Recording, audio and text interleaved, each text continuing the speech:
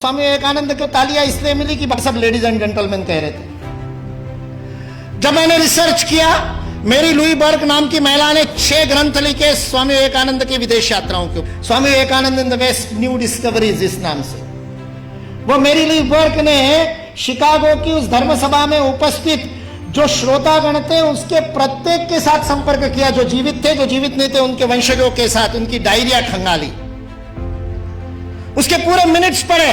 और उसके बाद में वो कहती है स्वामी विवेकानंद पहले व्यक्ति नहीं थे, चौथे व्यक्ति थे।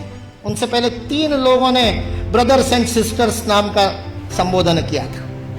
श्रीलंका से एक बौद्ध साधु गए थे, धम्मपाल अंगीकारा, उन्होंने किया था। एक बौद्ध भिक्खु जापान से आए थे, उन्होंने भी यही बंधु और भगिनी वाला संबोधन किया था। और तीसरे प्रताप चंद्र मजुमदार थे, जो भारत से ही गए थे, थियोसॉफिकल सोसाइटी के प्रतिनिधि थे, उन्होंने भी किया था। स्वामी विवेकानंद चौथे थे। उस सभागृह ने पहले 3 बार वो संबोधन सुना था, उसके बावजूद नाविन्य के कारण तालियां नहीं बजी थी 2.5 मिनट तक। उसके बावजूद 2.5 मिनट तक तालियां बजी, क्योंकि वहां खड़े हुए व्यक्ति के अंदर वह भातृत्व का, वह बंधुत्व का, वह अपनत्व का, वह आत्मीयता का, मेरा कोई है, इस प्रकार का बोध उस वाणी के माध्यम से श्रोताओं के साथ जुड़ा था।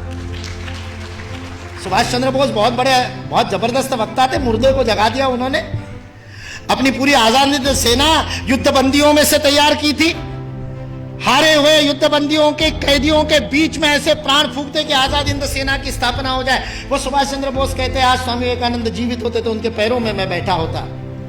उस सुभाष चंद्र बोस को किसी ने पूछा कि स्वामी विवेकानंद के शब्दों का असर क्यों हुआ, तो उन्होंने अपनी वो कवित्व में वक्तृता में कहा था, जो बात होठों से बोली जाती है होठों तक पहुंचती है, जो बात गले से बोली जाती है मेरे जैसे चिल्ला चिल्ला के वो गले तक पहुंचती है, कभी कभी गले उतर भी जाती है, लेकिन हृदय तक वही बात पहुंचती है जो हृदय से कही जाती है। और स्वामी विवेकानंद के शब्द हृदय से कहते हैं।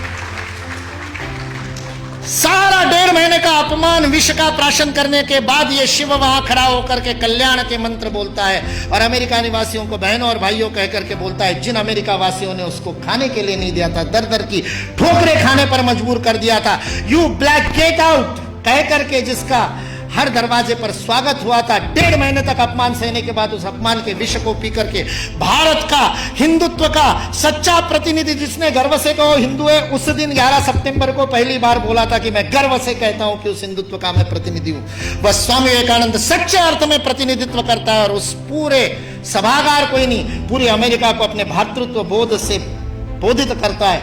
ये भारतीय संस्कृति की वैश्विक अवदान है, वसुधैव कुटुंबकम का भाव है। हमारे यहां किसी भी सामूहिक गतिविधि का सर्वोच्च आदर्श परिवार है। यदि आप अपने संस्था में परिवार का भाव स्थापित नहीं कर सके तो उस संस्था का नेतृत्व करने का आपको अधिकार नहीं है। यह भारत का बोध है। मैं कहता हूं ये कुछ नहीं बिगाड़ सकते, ये विकृति फैलाने वाले कुछ नहीं बिगाड़ सकते, क्योंकि इस देश का समाज जीवंत समाज, और जो शरीर जीवंत होता है उसके नाक में धूल का कण जाता है तो छींक मार करके भगा देता है। भारत ने भी छींक मार दी तो भाग गए बेचारे, कहां जाएंगे। और आज जिस बात के ऊपर हंसते थे उन सारी बातों को स्वीकार करने के लिए विश्व मजबूर है, विवश है। एंगस मेडिसन नाम के एक अर्थशास्त्री को काम दिया गया सन 2000 में। जिस कालगणना की आप दोनों ने बात की, उस कालगणना में 1000 की गिनती बड़ी महत्वपूर्ण थी, क्योंकि बाइबल में लिख दिया कि 1000 वर्ष जब पूरे हो जाएंगे तो मिलेनियम पूरा होगा। और मिलेनियम का बाइबलिकल अर्थ है कि उस दिन वापस आएगा क्राइस्ट, और उसके बाद में सबका जजमेंट होगा और सबको कौन किसने पास में बैठेगा वो तय होगा, और जिसने नहीं माना होगा उन सबको जहन्नुम में भेज दिया जाएगा। 1000 साल बाद हुआ नहीं तो सबको लगा 2000 साल बाद होगा। इसलिए 2000 बड़ा महत्वपूर्ण वर्ष था। बहुत सारे सम्मेलन हुए सारी दुनिया में, और उन सम्मेलनों के बीच में दुनिया के सर्वाधिक विकसित देशों का जो संगठन है OECD, organisation for economic cooperation and development, जिसके लिए विश्व के सर्वाधिक GDP वाले पहले 7 थे, अब 15 हो गए, 16 हो गए देशों का वह संगठन था। उस OECD ने सन 2000 में एंगस मेडिसन नाम के अर्थशास्त्री को यह काम दिया कि वो विश्व का आर्थिक इतिहास लिखे। और चूंकि उनकी गणना, उनकी हिस्ट्री 0 ईस्वी से शुरू होती है, तो एंगस मेडिसन को भी काम दिया 0 ईस्वी से 2000 ईस्वी तक 2000 वर्ष का आर्थिक इतिहास लिख दीजिए। उस पुस्तक का नाम है economic history of the world millennial perspective by Angus medicine.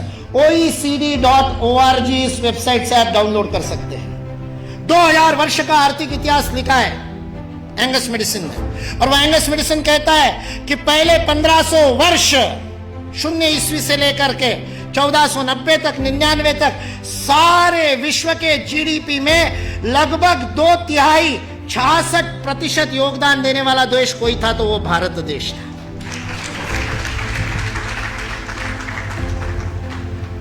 मैं सोच रहा था, इतिहास का मैं विद्यार्थी हूं, आपके जैसा इतना अध्ययन तो नहीं किया, लेकिन मैं सोच रहा था ये 1500 से क्या संबंध है। तो पता चला वास्को दी गामा 1498 में आया था और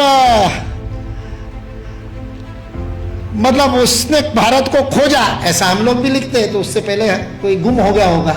जो गुम हुआ भारत था वो विश्व के 2/3 जीडीपी को प्रोड्यूस करने वाला, और केवल प्रोड्यूस करने वाला नहीं, विश्व को समृद्धि का अवदान देने वाला, वितरण करने वाला। विल ड्यूरांड अमेरिकन इतिहासकार है, 11 खंडों में उसने लिखी है हिस्ट्री ऑफ सिविलाइजेशन।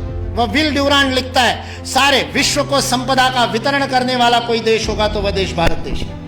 वितरण शब्द प्रयोग किया है, लेन देन नहीं, वितरण करने वाला देश।